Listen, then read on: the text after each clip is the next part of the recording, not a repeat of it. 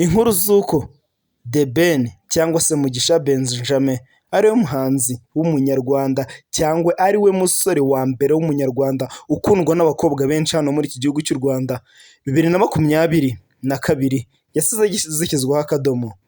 Umutima wa The Ben wose, urukundo rwiwe, urubavu rwiwe, yerekanye ko umutima we wose yawurunduriye mu mutima w'Uwikeza Pamela, icyamamare, umuhitinzikazi, umunyarwandakazi witabiriye irushanwa rya Miss Rwanda 2019.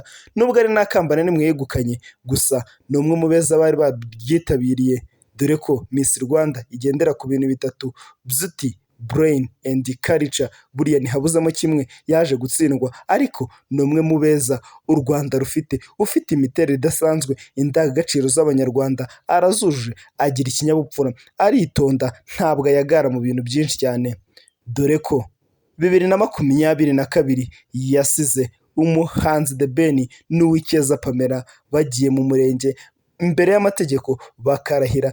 The Ben agafatisha ikiganza cy'ibumoso ku idarapo, akazamura icy'iburyo hejuru mu kirere, akarahira akavuga ati: njyewe Mugisha Benjamin ndahiye ko we Uwikeza Pamela umbera umugore, ari mu mahoro no mu makuba, mu bushyuhe cyangwa mu bukonje, urwaye cyangwa se uri muzima, waba ufite ikibazo cyangwa utagifite, njyewe nkwijeje ko nzagukunda kandi nzakubaha iteka ryose kugeza gupfa. Ibi ngibi nimbitatira Imana izabimane. Pamela nawe ntiyatanzwe, nawe yabigenje gutyo, afatisha ikiganza cy'ibumoso ku ibendera ry'igihugu, azamura icy'iburyo, nawe ati: njyewe Uwikeza Pamela ndahiye ko we Mugisha Benjamin umbera umugabo. Nuko byagenze, asubiramo ya magambo yose nk'uko The Ben yavuze, arangije ati: nkusezeranye ko nzagukunda kandi nzakubaha iteka ryose kugeza gupfa.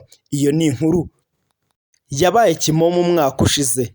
Ubwo ngubwo ya lisite y'abasore bajyaga bakorwa bavuga bati top 10 cyangwa se abasore 10 b'abanyarwanda bakundwa n'abakobwa benshi cyane, ubwo iyo lisite The Ben yaje kuyivaho muri ubwo buryo, nubwo bitavuze ko abamukundaga barekeye kumukunda, ariko byaje kugaragara ko nyine hariho uwo mutima we wabashije guhitamo, hariho wabashije guhuza n'amarangamutima yiwe.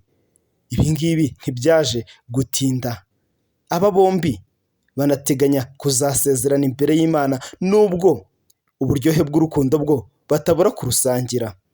The Ben na Pamela ni bamwe mu basitari b'abanyarwanda bakunze kugaragaza ibikorwa byabo bari mu munyenga w'urukundo, dore ko bakunze gusohoka, kandi iyo basohotse amafoto yabo menshi ntibayahisha.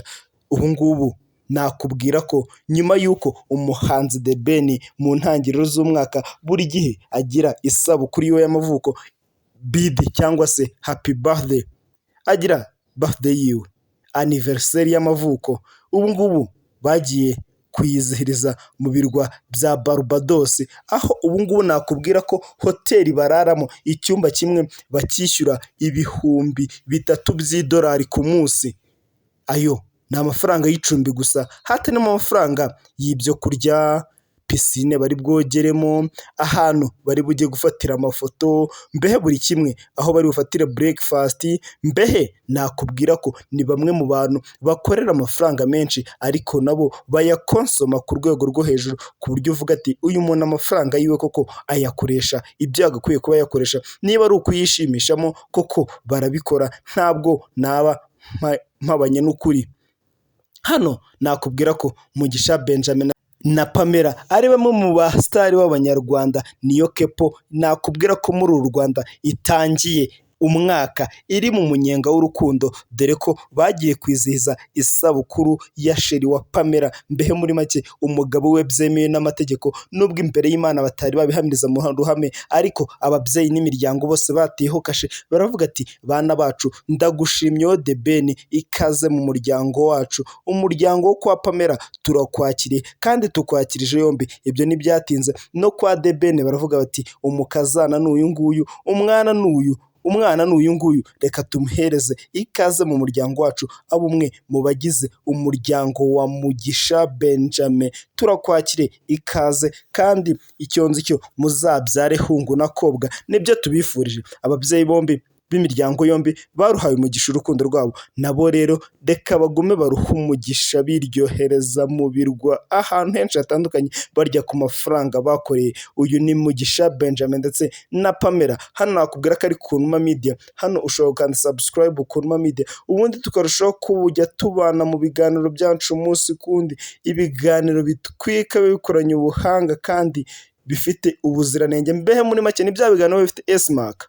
Wowe icyo usabwa hano ni ku Numa Media, ushobora gukanda subscribe ugakora comment ku bindi bintu ubona bitrendinga hano ku mbuga nkoranyambaga, mbega bitwika kurusha ibindi, ukatubwira ati ndifuza ko mwazankorera kuri iki kintu, natwe icyo twakora nta kindi ni ukukigukorera, cyangwa se ukatubwira kimwe mu bintu ubona bitagenda neza mu biganiro tuba twakoreye ku Numa Media, icyo tubereyeho ni mwebwe tukabikosora, cyangwa se ukatubwira mbehe ibindi bintu mubona dukora dufite umwihariko wabyo, ibyo dukora dufite umwihariko tukongera icyo bita karite, pana kongera kantite y'ibintu, tukabareza ibintu byinshi cyane ugasanga ntibirimo birabashimisha. Wowe kandi subscribe, ukore share, comment ni ingenzi kuri twebwe cyane. Ndabashimiye, mugire icyumweru cyiza.